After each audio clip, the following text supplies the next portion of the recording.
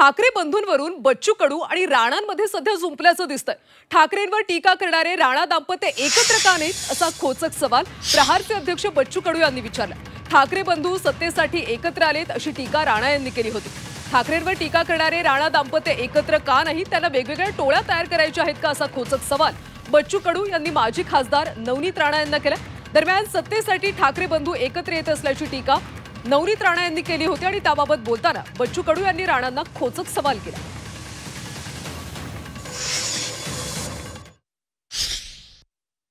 आपला विचार एक आहे म्हणून आपण जुळलो ना, की स्वार्थासाठी प्रेमासाठी।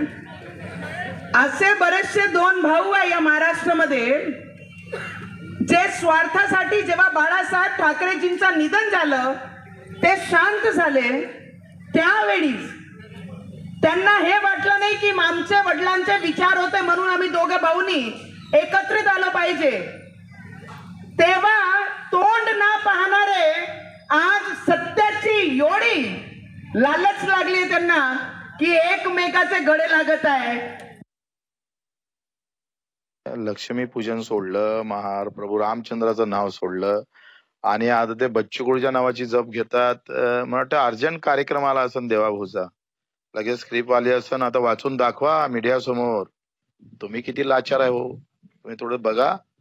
तुम्ही पहिले राष्ट्रवादी काँग्रेसचा पाठिंबा घेतला, माझाही पाठिंबा घेतला होता तुम्ही पहिल्यांदा निवडून याच्या वेळेस, माझे फोटो लावले ते भातकुलीत आणि विसरले सगळे, आणि लगेच तुम्ही भाजपाचं सत्ता आली तर भाजपाचे पाठिंबा घेऊन लढताय।